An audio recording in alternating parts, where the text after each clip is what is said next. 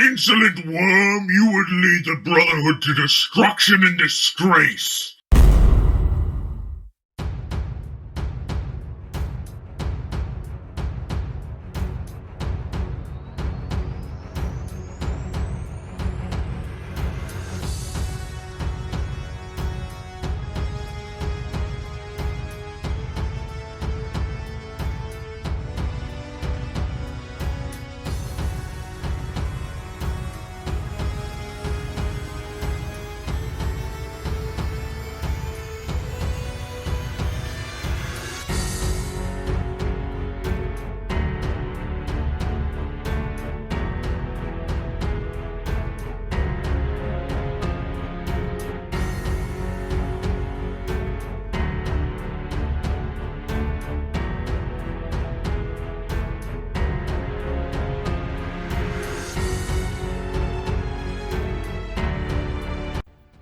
Hello fellow compatriots and welcome to yet another review. Today we're going to be taking a look at Makuta Miserix. Yes, that's right. If you want to know how I came into building this figure, I highly recommend you check out the description. But anyways, without any further to do, let's go ahead and take a closer look at this MOC, figure out how tall it actually is, and its articulation. Alright, so Makuta Miserix stands about 20 inches tall, and the centimeter measurement will be way up in the corner. Now, as you know, he has wings. So how big is his wingspan? Well, let's go ahead and take a closer look at that, shall we? So there we go. Got them fully spread out. Let's go see how long his wings are. His wingspan is 21 inches long. The width is 21 inches, my bad. And the centimeter measurement will be up in the corner as well. Now, can I do the shot? Let's see if I can do it. Alright, with that out of the way, let's go straight into articulation. Now, he has multiple points of articulation. As a matter of fact, he's a very highly articulated figure. So let's start out with the feet first. Ankles can go all the way down this far, can go up about this far. You also got a little bit of ankle tilt as well, a nice range in fact. Of course, the legs can shift forward and back. Knee, this part of the joint over here can bend in about this far and can extend out about that far. Bend in, extend, not that much range, but just enough. Legs, they move forward about this far, quite a good range, and they can move back this far. Now you can try to get the legs to move more forward, but be careful when you do that, because how tight everything is, both joints would like to pop out.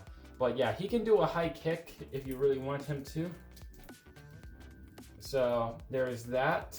He also can do the splits again. Joints are very stiff on this guy, but he can do the splits if you really want him to. And the leg holds up just fine. Same if you have the leg forward, he can hold his own leg up. All right. For the waist, he has waist articulation as well. Can go back this far, can go forward this far, and also he has waist rotation. 3 clicks in either direction, so you got plenty of range. It's a ratcheted. The tail, let's go turn him around to the tail. You got a joint here, joint here, joint here, joint here, joint here, joint here, joint here. The final joint is on a ball joint, and the others can move up and down. So you got plenty of expression there. You can get a little bit of sway if you want to, but not that much. Wings, they can go back and forward. Let's extend it so you guys can see it better. But when extended, comes the issue of it not going back all the way, but that's fine. You can still get plenty of range with the wings there. Now for the arms of this big behemoth. Before we start into arms, we had to go into shoulder pads. The shoulder pads are on a ball joint, so you get plenty of wiggle movement out of them, so that it will be good for posing. He can do the T pose, as you can clearly see. Arms can move forward about this far. They can move back about this far. Elbows bends 90 degrees. Articulated fingers. Wrist is on the ball joint. All right, time for the neck, and I'm gonna get him to stand because he is getting too heavy for me. Arms, because he's a heavy dude. All right, head. It can look that far back. So he can twist his neck around quite a way, so it's not limited at all. Head looks down about this far and can look all the way up. His ears are articulated on a ball joint, so you get that going on, so you get a lot of expression. And the mouth can open about this wide. So he can easily put a toemata in his mouth. All right, so now that we got that out of the way, how durable is this guy? Well, he is very durable. I built him like a brick. Ignore the toe. The toe, that's just an axle connection right there for the talon. I'm gonna put the feet down like this and his head back like this, but he can, in fact, handle some punishment if he were to fall. He's still in one piece. He's a brick. So he can handle some abuse. Now, how stable is the figure? He is actually pretty stable. Doesn't want to fall. Almost did it there, but he didn't. But yeah, he can handle his own weight. You know, he's very expressive. You know, very posable.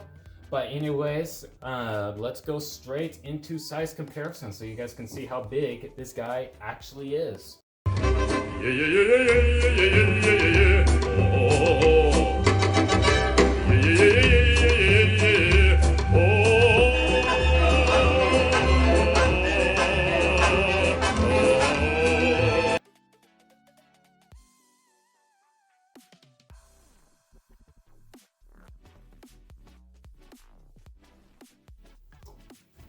Also,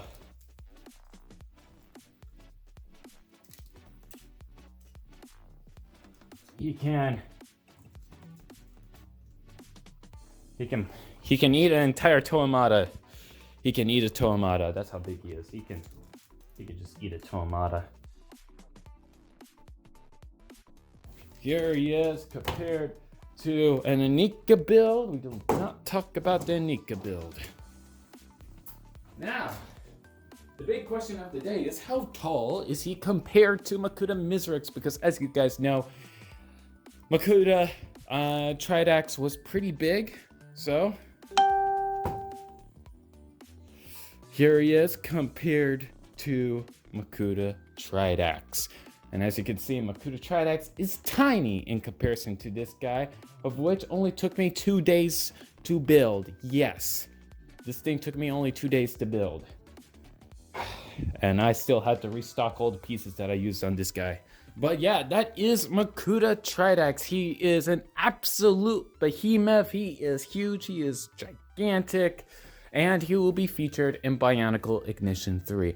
But anyways, that's all for now. I hope you all enjoyed. And like always, if you want to follow me on any social media, I highly recommend you go down in the description down below. And also, speaking about the description, if you want to know more about why I made this figure, I highly recommend you check out the description. But anyways, that's all for now. I hope you all enjoyed, and like always, I'll see you all in the next video. Bye, guys!